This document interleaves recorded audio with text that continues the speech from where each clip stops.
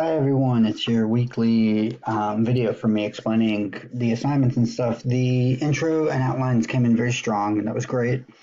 And so I've returned those now with my comments. And basically, what I'm going to do in this video is just expand a little bit on what it means to um, focus on the ad's claims of value. And so you've been reading about whether or not the ad is ethical, and you've been thinking about that with regard to the reading that we were doing. There's also the issue of how the ad looks and how the ad is particularly addressing its viewers. So one thing I've put up is this Living Room Candidate website, and I've used this before when I've taught this paper. Basically, it's this really cool website from a museum out in New York in Astoria that has different kinds of commercials. And so if we go to the website, you could look up the type of commercials. And one of the things that they do is they talk a little bit about ads like the backfire ad or the fear ad or the children ad that manipulate viewers by tricking them into believing that a candidate's not smart, or that a candidate has said one thing, like the classic flip-flop, and then changes their opinion. The children ad is one that somebody in our class is writing on, and like in this ad, The Famous Daisy, the kid is pulling petals off of a flower, and then a nuclear bomb goes off, and the insinuation is that if you vote for this candidate, if you vote for Goldwater, the U.S. will be attacked and this beautiful child will die.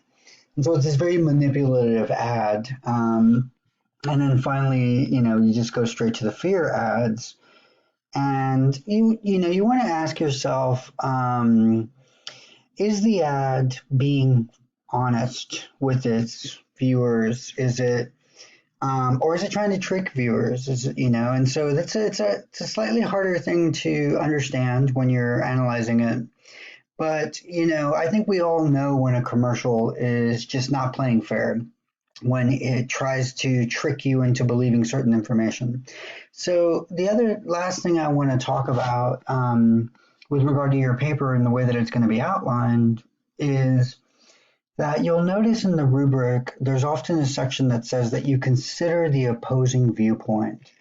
And so this paper is a little bit longer. I'm giving you a little bit more room. I really want you to think about not just your own argument about what is ethical or unethical about the advertisement, but really try to put yourself in the shoes of the person who might disagree with you, and try bringing in a counter-argument paragraph. Now, this doesn't have to happen at the draft stage, since this is where we are, but definitely for the bigger paper, for the longer paper, which will be due next week. Let's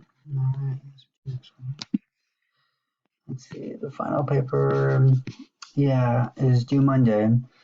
You definitely want to consider bringing in a counter argument and then making sure to end on your point.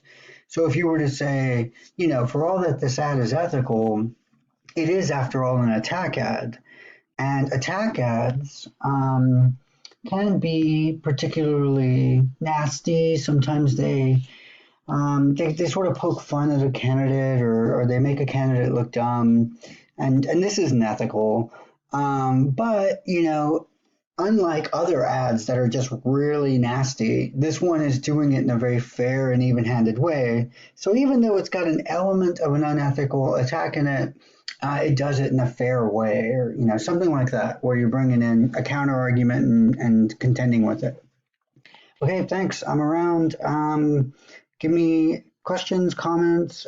Do take your time to download the comments I've given back to you on your papers, and make sure that you process them all before you email me and ask me questions, just so that we can be on the same page.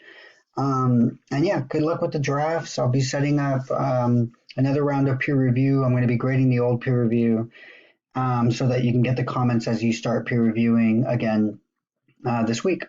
Okay. Good luck.